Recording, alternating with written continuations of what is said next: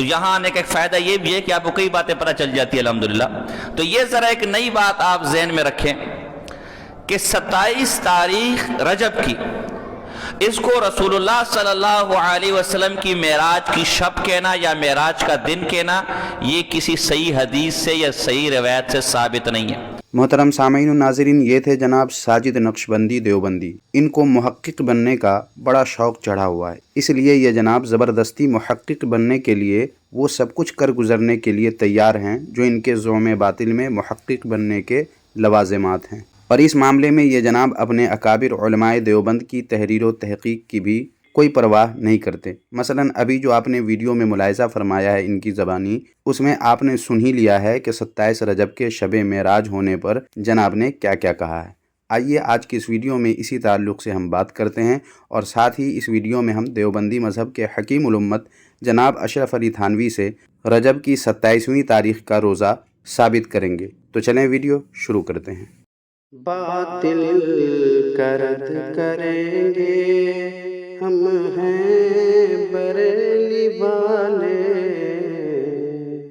محترم سامعین و ناظرین، آگے بڑھنے سے پہلے ایک بات عرض کرتا چلوں کہ دیوبندی مذہب کے لوگوں کے نام کے ساتھ، بلکہ اس سے پہلے، میں جو جناب لگاتا ہوں تو اس جناب کا مطلب وہ نہیں ہے جو آپ جانتے ہیں، بلکہ وہ ہے جو خود دیوبندی مذہب کی کتاب میں موجود ہے، اور یہ جاننے کے لیے ہمارے رد باطل ری ایکشن یوٹیوب چینل پر اپلوڈیڈ اس ویڈیو کو آپ دیکھ سکتے ہیں۔ اس میں وضاحت کر دی گئی ہے۔ اس ویڈیو کا لنک ڈسکرپشن میں بھی دے دوں گا، اور ویڈیو کے لاسٹ میں آنے والی ویڈیو میں بھی شامل کر دوں گا، تاکہ آپ بآسانی اس ویڈیو کو دیکھ کر سمجھ سکیں کہ دیوبندیوں کو میں جناب کس معنی میں کہتا ہوں۔ خیر سامعین، اس سے پہلے کہ ہم تفصیلی گفتگو کریں، جناب ساجد خان نقشبندی دیوبندی وہابی کا وہ بیان جس کا کچھ حصہ آپ ویڈیو کے شروع میں سن چکے ہیں، اسے ایک بار اور تفصیل سے جتنی ویڈیو مجھے مل سکی ہے وہ ویڈیو آپ پہلے سن لیں، ملاحظہ کر لیں، اور پھر آگے مزید گفتگو ہوگی انشاءاللہ تعالی۔ دیکھیں یہ جناب کیا کہہ رہے ہیں 27 رجب کی شب کو شب معراج کہنے کے متعلق۔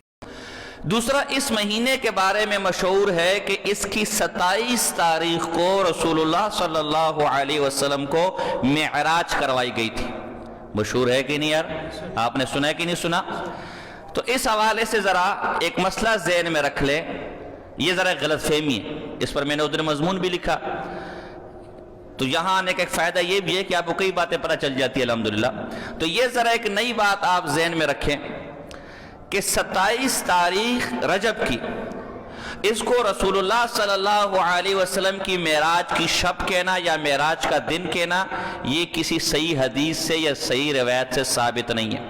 مشہور ہے اور کوئی مسئلہ بھی نہیں، اگر کوئی اس مہینے میں معراج کے واقعات بیان کرتے کوئی مسئلہ بھی نہیں، ہم بھی بیان کریں گے، لیکن 27 رجب ہی کو معراج کی رات سمجھنا یا معراج کا دن سمجھنا درست نہیں ہے۔ کسی نے بھی ایسا نہیں لکھا، بلکہ علامہ ابن رجب حنبلی رحمہ اللہ نے تو لطائف المعارف، بہت بڑے حنبلی عالم ہے، انہوں نے اپنی کتاب لطائف المعارف میں لا یصح فیہ شیء، رجب کی 27 تاریخ کو معراج ہونا اس حوالے سے کوئی صحیح بات ثابت 5 مہینے ابن حجر اسقلانی نے اور علامہ عینی رحمہ اللہ نے، پھر صاحب ارشاد الساری نے 5 مہینے گنوائے کہ معراج ایک قول کے مطابق ربیع اول کو ہوئی ہے، ایک قول کے مطابق ربیع الثانی کو ہوئی ہے، ایک قول کے مطابق شوال کو ہوئی ہے، اور ایک قول کے مطابق رمضان کو ہوئی ہے، اور ایک قول کے مطابق رجب کو ہوئی ہے۔ اور صحیح یہی ہے جس پر جمہور ہیں، جو اکثر علماء کا نظریہ وہ یہ ہے کہ معراج ربیع الاول کو ہوئی تھی، رجب کو نہیں ہوئی تھی۔ لیکن ایک ایسی میں غلط فہمی دور کرو کہ یہ فرض واجب والا مسئلہ جو اس میں آپ آپس میں بحث کریں، ہے نا، ایک غلط فہمی اس کو دور کرنی چاہیے نا، لیکن یہ کوئی ایسا مسئلہ نہیں ہے کہ آپ مناظرے کریں، آپس میں بحث کریں کہ نہیں جو رجب کو معراج کہتے ہیں وہ کافر ہے، جو ربیع نہیں، کوئی ایسا کوئی خاص مسئلہ، جو رجب کو کہتے ہیں وہ بھی ٹھیک ہے، اس کی اپنی تحقیق ہوگی، ہم نے ایک مسئلہ آپ کے سامنے بیان تو سن لیا سامعین آپ نے کہ یہ کوئی خاص مسئلہ نہیں ہے، بلکہ جو رجب کو کہے وہ بھی ٹھیک، اس کی اپنی تحقیق ہوگی، پھر بھی انہوں نے لوگوں کے سامنے اسے بیان کر دیا۔ لیکن سوال یہ ہے کہ جب لوگوں میں مشہور بھی 27 رجب ہے، اور جو لوگ کہہ رہے ہیں 27 کو شب معراج وہ بھی ٹھیک ہی کہہ رہے ہیں، تو پھر جناب نے بے مطلب کی بات عوامی مجلس میں چھیڑ کر کیا ثابت کرنا چاہا ہے؟ ظاہر ہے وہی محقق بننے کا شوق جو ان پر چڑھا ہے، उसी की तकमील और तस्कीन के लिए जनाब ने ये बात अवाम के माबैन पेश कर दी है। हालांकि बेशुमार मसाइल व तवारीख़ और मामलात ऐसे हैं जिनमें उलमा, फ़ुक़हा, मुहद्दिसीन व मुहक़्क़ीन हज़रात के मुख्तलिफ़ आरा हैं और मुख्तलिफ़ तहक़ीक़ भी है, जिन्हें उन हज़रात ने किताबों तक महदूद रखा या उलमा हज़रात की ख़ास महफ़िलों में ज़िक्र किया, जिसे हर अहले इल्म हज़रात खूब अच्छी तरह जानते हैं कि दौरान दरस व तदरीस क्या क्या बातें ज़ेर बहस आती हैं। मगर वही मुदर्रिसीन व मुहक़्क़ीन हज़रात अवामी महफ़िल में अवाम के माबैन वो बातें नहीं करते। क्यों? ताकि अवाम बेवजह तशवीश के शिकार न हो। मगर चूँकि जनाब साजिद ख़ान नक्शबंदी देवबंदी पर मुहक़्क़िक़ बनने का भूत सवार है, इसलिए ये जनाब वो बातें भी अवामी महफ़िल में बयान करते हैं ताकि लोगों में ये बात फैले कि जनाब तो नई नई तहक़ीक़ पेश करते हैं और जनाब की तहक़ीक़ बहुत वसी है, और फिर देखते देखते जनाब साजिद ख़ान नक्शबंदी का अंधों में काना राजा होना मशहूर हो जाए या ऐलान कर दिया जाए। वैसे सामईन, इस ताल्लुक़ से इनके देवबंदी मज़हब के उलमा व अकाबिर क्या कहते हैं, आइए जानते हैं। क्योंकि यही जनाब अपनी इस किताब के सफ़ा नंबर 55 पर लिखते हैं, जैसा कि आप ख़ुद भी पढ़ सकते हैं, कि ऐसे हज़रात कान खोल कर सुन लें, हम आपकी पीरी आपके इल्म के उस वक्त तक कदरदां हैं जब तक आप अकाबिर देवबंद के दर के ग़ुलाम हैं। जिस दिन आपने अकाबिर की तहक़ीक़ात को अपनी ख़ुद साख्ता तहक़ीक़ और कुतुब खाने के घमंड में रोंदना शुरू कर दिया तो वही हाल करेंगे जो अहले बातिल का किया। सामाईन व नाज़रीन, इनका अंदाज़े बयान तो देखें। लगता है इन्होंने जिन्हें अपने ज़ौम बातिल में बातिल समझा है उनका क्या से क्या कर दिया हो। हालांकि इनकी हैसियत अगर देखनी हो तो इससे अंदाज़ा करें कि इन्होंने एक किताब दिफ़ाए अहले सुन्नत वल जमात के नाम से लिखी है, जिसकी पहले तो 2 जिल्दें थीं, अब 3 जिल्दें बताई जा रही हैं। इनकी इस तीनों जिल्दों वाली किताब का जवाब यके अज़ उलमाए अहले सुन्नत हज़रत अल्लामा कारी डॉक्टर मोहम्मद अरशद मसूद अशरफ चिश्ती साहब ने अब तक 10 जिल्दों में दिया है, और ये सिलसिला हुनूज़ जारी है, मुकम्मल अभी भी नहीं हुआ है, बल्कि अभी भी ये जारी है और अभी जाने कितनी और जिल्दें आने वाली हैं। ऐसे ही एक और किताब जनाब साजिद ख़ान नक्शबंदी की ये है। देखें, ये किताब जो है ये 120 सफ़हात की है। इसका जवाब मुजाहिद अहले सुन्नत हज़रत अल्लामा अबू हामिद रज़वी साहब ने 2 ज़ख़ीम जिल्दों में हनफियत के बागी देवबंदी वहाबी के नाम से दिया है, जिसकी एक जिल्द इंडिया से भी शाये हो चुकी है। इसी तरह सामईन व नाज़रीन, और भी कई किताबें इस जनाब की ऐसी हैं जिनका जवाब उलमाए अहले सुन्नत की जानिब से देकर इनकी तहक़ीक़ की असलियत उजागर कर दी गई है।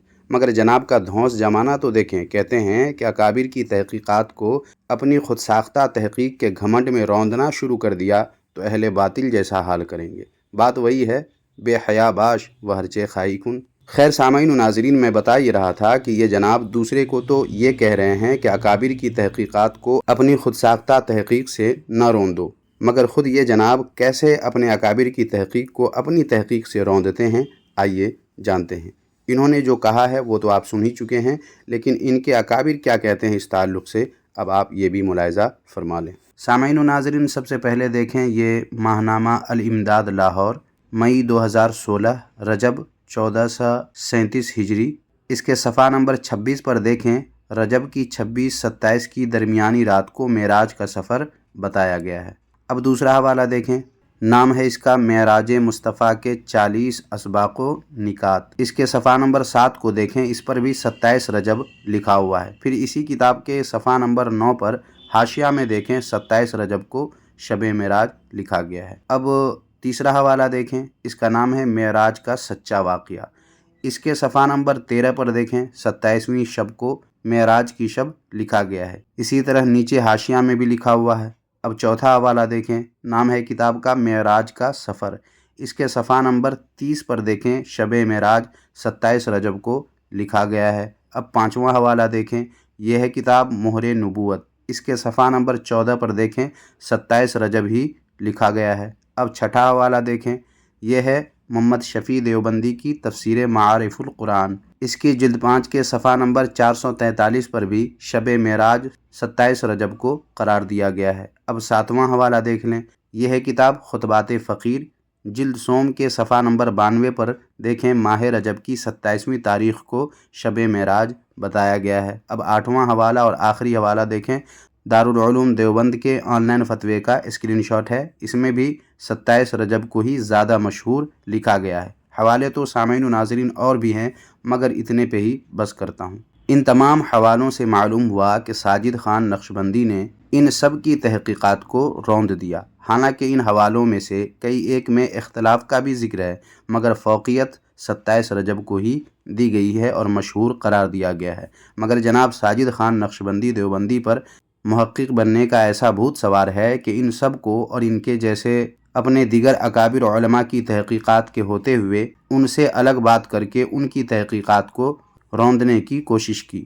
حالانکہ دیوبندی مذہب کے متکلم اسلام جناب الیاس گھمن اس تعلق سے کیا کہتے ہیں، اب یہ بھی آپ ملاحظہ فرما لیں۔ یہ ہے کتاب مجالس متکلم اسلام اول، اس کے صفحہ نمبر 64 پر دیکھیں، صاف لکھا ہوا ہے دوسرے نمبر پہ، دوسرا یہ اپنے اکابرین پر اعتماد رکھیں اور ان کی تشریحات کو اپنے لیے مشعل راہ بنائیں۔ اکثر فتنوں کا دروازہ کھلتا ہی تب ہے جب انسان اپنے اکابر کی تحقیقات پر اعتماد کے بجائے خود کو محقق سمجھنے لگتا ہے۔ اللہ تعالی ہم سب کو بات سمجھنے اور اس پر عمل کی توفیق مرحمت فرمائے، آمین ثم آمین۔ سامعین و ناظرین، باوجود اس کے جناب ساجد خان نقشبندی دیوبندی یہ تو اپنے آپ میں ہی مگن ہیں۔ خیر، اب 27 رجب کو جو روزہ رکھا جاتا ہے، جسے عرف عام میں ہزاری کا روزہ بھی کہا جاتا ہے، اس تعلق سے دیکھیے ان کے دیوبندی مذہب کے حکیم الامت جناب اشرف علی تھانوی نے کیا لکھا ہے، جس کے لیے یہ دیکھیں کوئی کتاب ہے جس کا فرنٹ پیج تو مجھے نہیں ملا ہے، مگر اندازے سے لگتا ہے جناب اشرف علی تھانوی کے بیانات کی کوئی کتاب ہے۔ بہرحال جو بھی ہو، اس کے صفحہ نمبر 404 پر دیکھیں کیا لکھا ہوا ہے۔ دوسرا خطبہ سفر معراج کی تفصیلات کے زیر عنوان اشرف علی تھانوی کا نام بھی صاف لکھا ہوا دیکھا جا سکتا ہے، اور نیچے دیکھیں لکھا ہوا ہے اس ماہ کی 27ویں شب کو معراج ہوئی۔ تو جناب اشرف علی تھانوی سے بھی ثابت ہو گیا کہ 27ویں رجب کو نبی کریم صلی اللہ علیہ وآلہ وسلم کی معراج ہوئی۔ بہرحال تو آگے دیکھیں لکھا ہوا ہے اس ماہ کی 27ویں شب کو معراج ہوئی، اور چند روایتیں 27 تاریخ کو روزہ رکھنے کے بارے میں آتی ہیں، لیکن کوئی قوی سند سے مروی نہیں، لہٰذا بہتر یہ ہے کہ روزہ نہ رکھا جاوے۔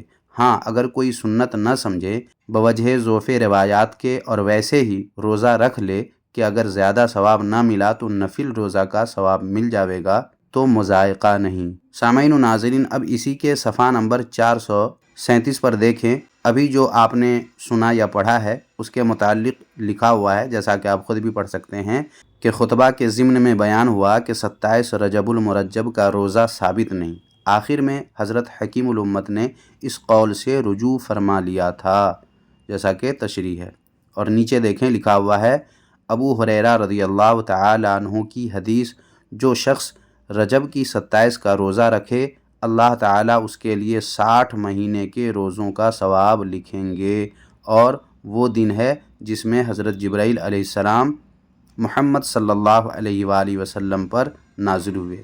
اور بھی جو کچھ لکھا ہوا ہے اسے آپ پڑھ سکتے ہیں، لیکن نیچے جو خط کشیدہ عبارت ہے وہ دیکھیں، لکھا ہوا ہے کہ جو عام لوگوں میں اور عام عابدین میں مشہور ہے کہ یہ روزہ 1000 روزہ کے برابر ہے، اور اس کا لقب ہزاری روزہ رکھتے ہیں۔ باقی اور بھی جو کچھ ہے وہ پڑھنا چاہیں تو ویڈیو روک کر آپ حضرات پڑھ سکتے ہیں۔ سامعین و ناظرین، یہی بات امداد الفتاویٰ کی جلد دوم کے صفحہ نمبر 118 کے حاشیہ میں لکھی ہوئی ہے، جیسا کہ آپ دیکھ سکتے ہیں۔ اسے بھی آپ پڑھنا چاہیں تو پڑھ سکتے ہیں ویڈیو روک کر کے۔ ان حوالوں سے معلوم ہوا کہ ہزاری کا روزہ جو عوام میں مشہور ہے، اس کا ثبوت خود دیوبندی مذہب کے حکیم الامت جناب اشرف علی تھانوی کی کتاب سے بھی ملتا ہے۔ تو بس سامعین و ناظرین، آج کی اس ویڈیو میں اتنا ہی۔